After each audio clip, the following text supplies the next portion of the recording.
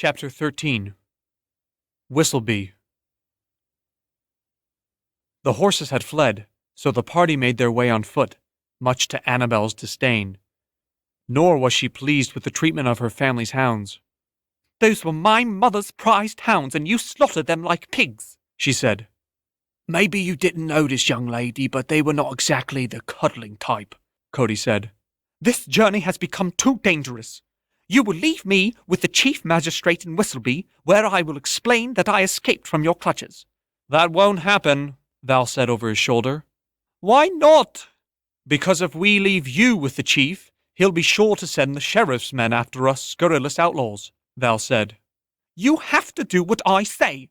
No, I don't think I do," Val said, not breaking stride. "I released you." "Correction. You released the prince and Caitlin. Garn released us," Cody said. "Then what is keeping me from running away in the opposite direction?" she said, stopping in place so that Haille and Caitlin overtook her. "This," Cody said, brandishing her own dirk that she had given to him. "Won't be able to run too well once you're hamstrung." "Cody," Val said from up ahead where he was helping Garn over a fallen tree.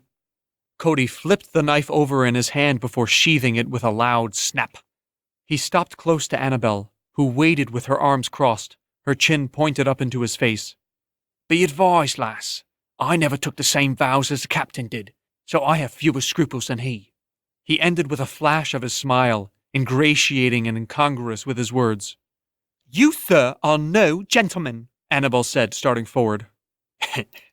"Sorry to disappoint."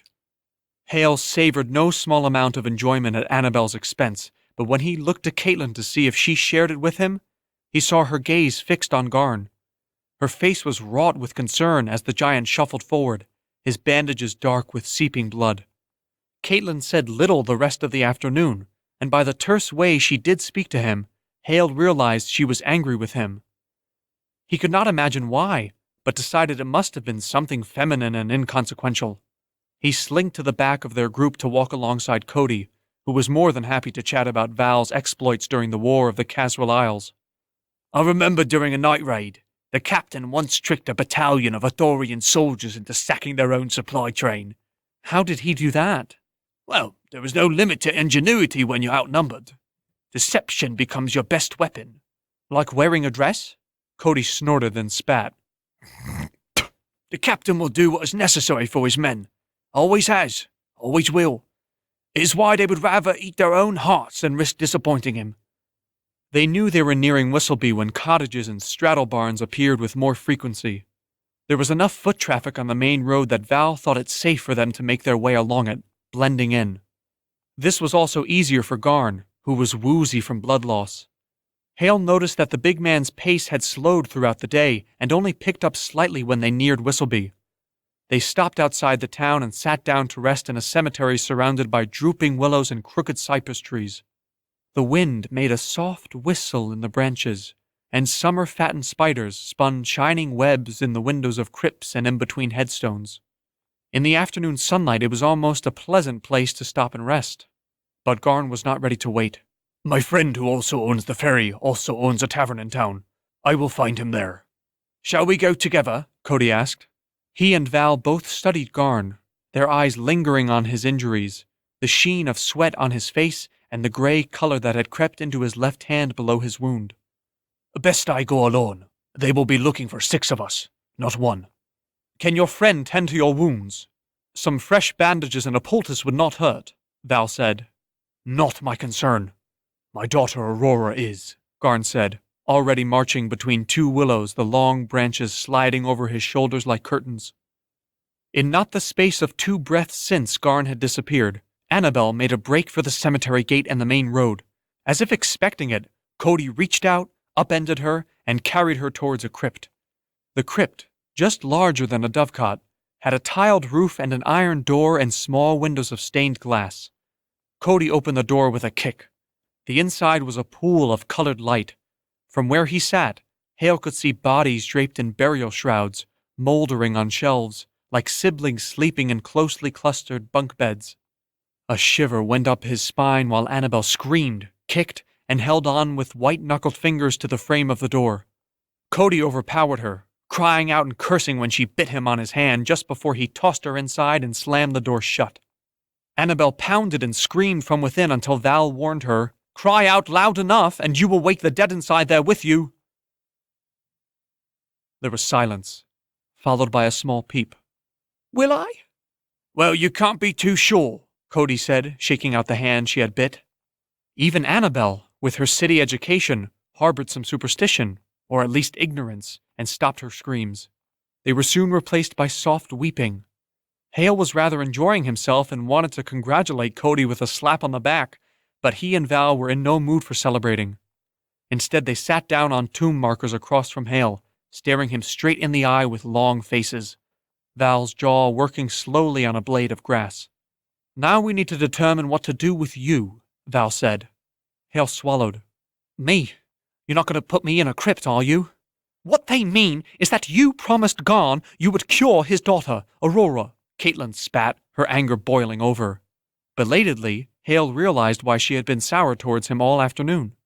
"What are you going to do, young prince, when we reach his homestead and your powers to heal are nil?" Val said, his gaze unflinching.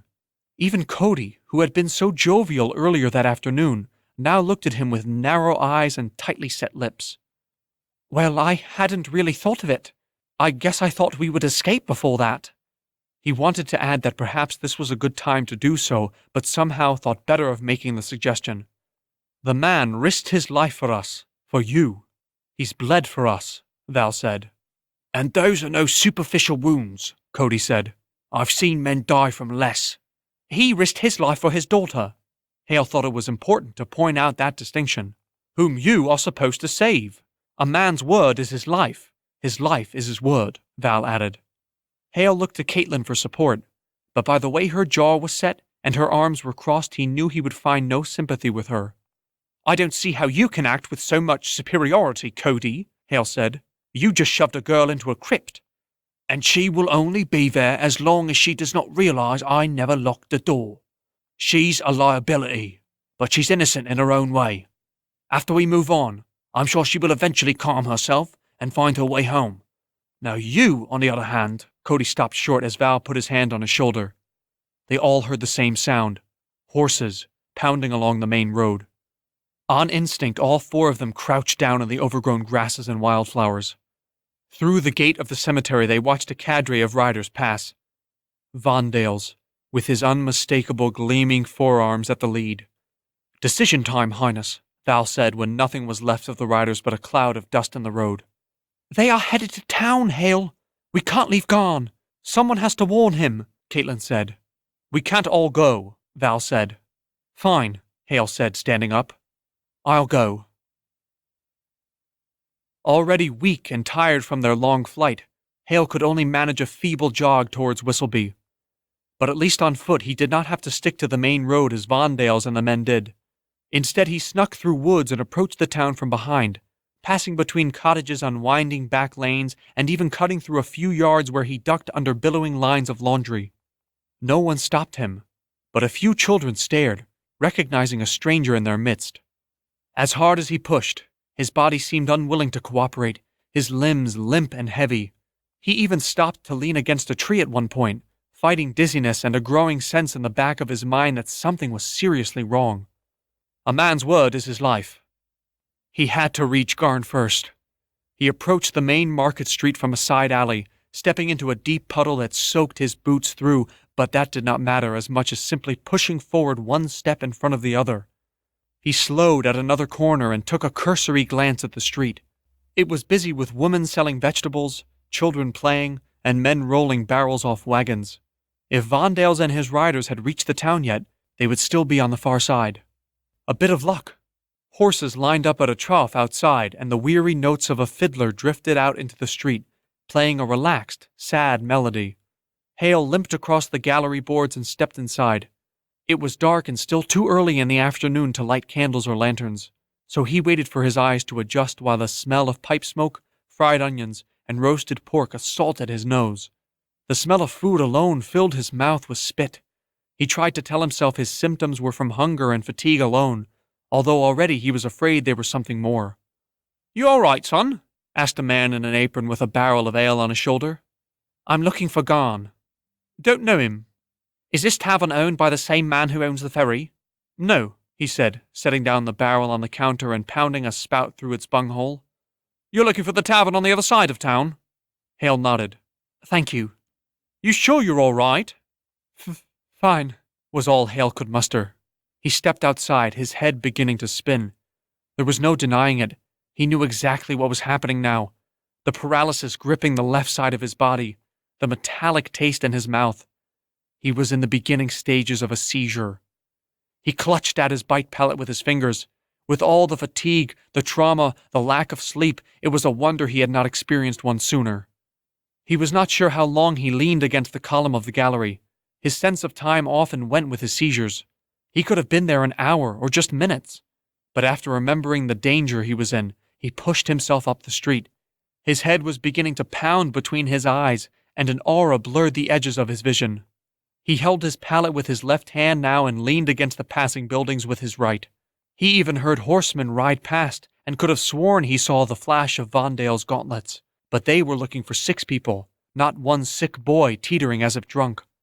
Spread out, he thought he heard Vondale say in his strange accent.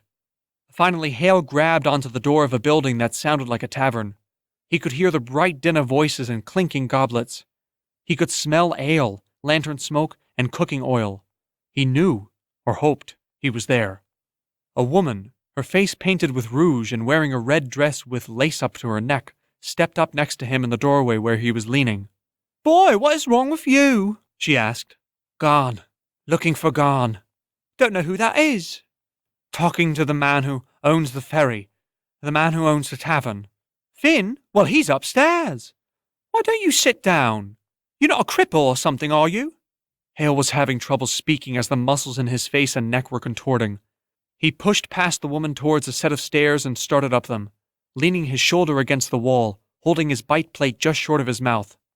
Any moment. I don't know what is going on, he heard the woman with the rouge say. She had a voice that was clear as a clarion bell. It floated above the noise of the patrons.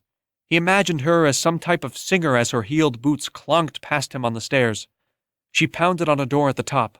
Finn, there is some cripple out here looking for you. He's going to scare customers away. Haille heard a gruff voice rebuff her, but he could not understand what was said. He was 3/4 of the way up the stairs, but could not move any farther. Blackness was closing in. Gone. He says he's looking for Garn. It could have been a space of hours. It felt like it, but it was probably only seconds that passed, and the door swung open on squeaky hinges, and feet clattered down the stairs, stopping next to him. A pair of gentle hands lifted him up. Haille could not see him, but he knew Garn by his smell of sweat, willow branches, and bloody bandages. Garn, they are coming! Out the back, the voice that was Finn said. Elizabeth, you stall anyone that comes through that door. What is wrong with him? Worry about what I tell you to worry about, woman, Finn said. Garn hugged Haille against his chest, Haille's legs sticking out stiff, refusing to fold over the giant's arms. Haille could smell kitchen smoke passing over him as well as the warm yeast odor of brewing beer. It was all replaced by the smell of horses, leather tack, hay, and manure as they hurried alongside a stable out back. The sun was flashing in his eyes through colored tree leaves. Haille rolled his head and saw a face he knew but could not comprehend. Silas. Silas Bentry. He was lifting a horn to his lips, his cheeks puffed out to blow, but Garn set Haille on the ground and slammed a fist into Silas's mouth instead. The horn fell. Darkness came.